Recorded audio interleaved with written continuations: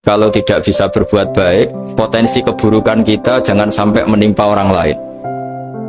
Keburukan itu bisa kejahatan kriminal, bisa kejahatan pidana atau merugikan orang lain, atau kejahatan yang tidak sampai kriminal tapi mengganggu orang lain. Misalnya contoh gampang ini, saya sumpek-sumpeknya sendiri ingin jalan-jalan, main di teman yang di jam kerja.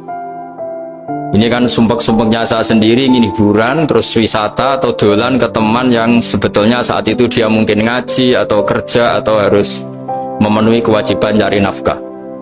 Gara-gara nemuin saya, akhirnya dia dikomplain sama majikannya, atau gara-gara nemuin saya, dia akhirnya tidak ngaji sama santrinya, atau gara-gara nemuin saya, dia terganggu aktivitasnya. Itu juga tidak boleh, karena berarti keburukan kita punya akibat pada orang lain. Jadi kaidah dalam Islam itu kalau tidak berbuat baik, potensi keburukan kita ini jangan sampai menimpa orang lain. Sehingga di sini Islam menyarankan uzlah. Uzlah itu nyepi. Jadi misalnya kita baru penat, baru bawaannya itu emosi, baru gak suka kumpul orang, itu ya sebaiknya jangan jalan-jalan, karena di antara kebaikan Islam itu tabassum, senyum, atau talqatu wajhin, ceria. Tapi karena kita mungkin jatuh kredit, jatuh hutang, atau punya masalah keluarga, jika bawaan kita itu emosi, nah dalam seperti ini sebaiknya uzlah, menutup diri. Sehingga kata Rasulullah SAW, dalam zaman akhir di antara kebaikan itu kamu meninggalkan manusia, aktivitasnya, kemudian watada'un nas min syarrik, kamu meninggalkan manusia supaya nggak kena keburukan kamu.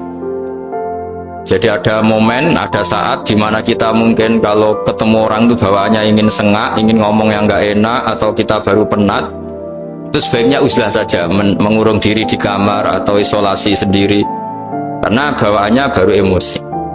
Nah, ini yang jarang dipraktekkan. Kalau sekarang malah banyak yang saat susah malah bawaannya ingin namam, ingin menvonis orang lain atau ngadili orang lain. Padahal pesannya Nabi, kalau semua kebaikan aktif tidak bisa kamu lakukan itu, takuffu syarraka 'anin nas fa innaha shadaqatun minka 'ala nafsik.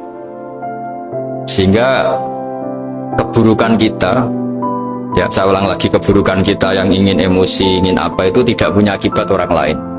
Di sini kearifannya Rasulullah SAW, beliau masyhur ngendikan, layak dilqodi wa ghadban. Jangan sampai seorang hakim bikin keputusan ketika emosi, karena bawaannya orang emosi itu pasti nggak terkontrol intelektualnya, nggak terkontrol nuraninya, nggak terkontrol semua sifat baiknya. Itu kalau punya keputusan bahaya sekali.